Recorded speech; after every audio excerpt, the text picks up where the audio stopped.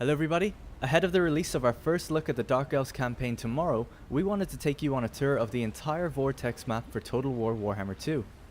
This video will lift the fog of war and show you the starting locations of all the playable races and sub-factions. The locations of Skaven clans will still be hidden, but for the explorers out there who want to discover the new world for themselves, be mindful that minor spoilers are ahead. Riddled with chaos, corruption and roaming Norscan tribes, we'll start out in the Aghall Wasteland, the most northeastern point of the map. We're journeying south now past Albion toward the north of Ulthuan, where the weather clears up a bit and we encounter the hardy sea folk of Kothic.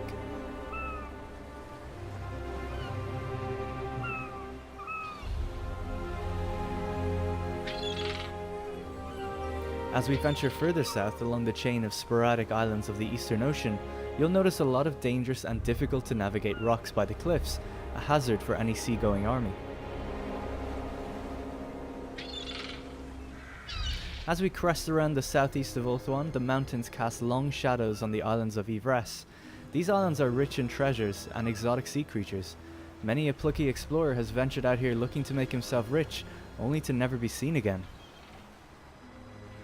Now we arrive at our first playable faction, Lothern under the legendary lord Tyrion of the High Elves.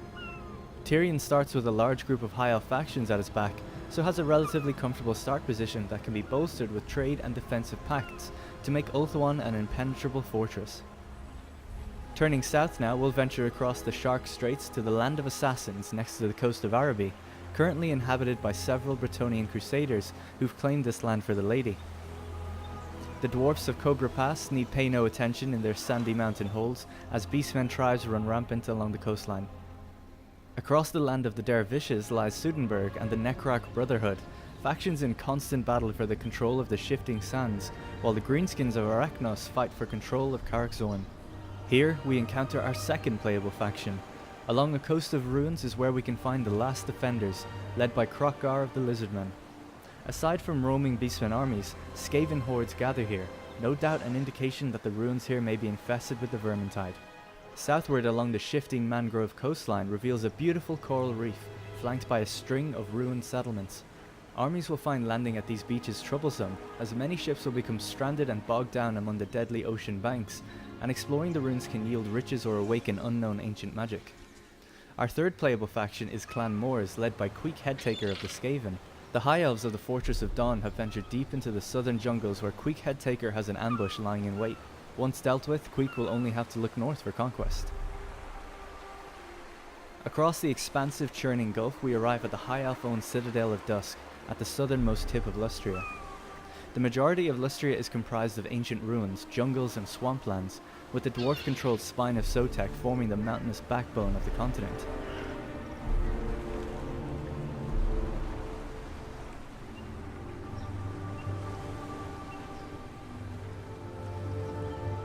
Onwards now to our fourth playable faction at the Turtle Isles, we have the Order of Loremasters under legendary Lord Teclis of the High Elves.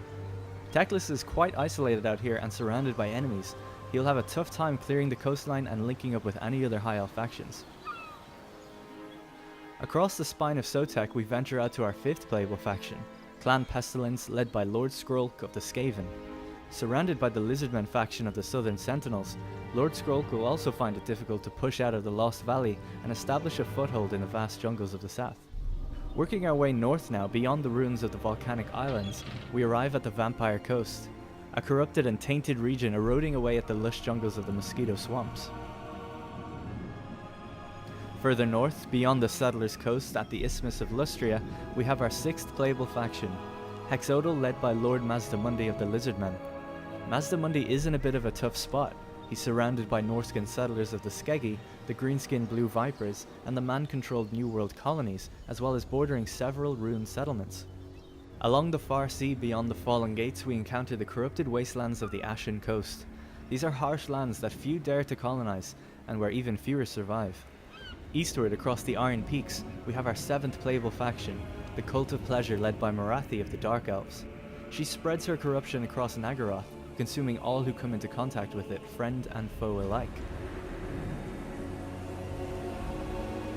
Naggaroth is largely the theatre of the Dark Elves. The coastlines are all inhabited with different Dark Elf factions, and the climate is suitably cold and barren, echoing the torture and death that can be heard billowing out across these lands.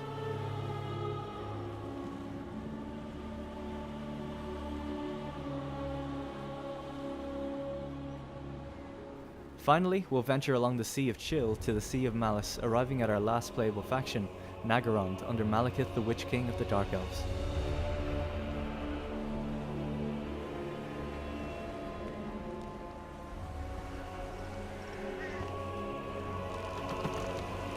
So that's it for our quick tour around the Vortex campaign map for Total War Warhammer 2. Tomorrow, we'll join Malekith midway into the campaign as he leads an invasion of Ulthuan. We hope you've enjoyed the video, and remember to subscribe for more exclusive Total War content.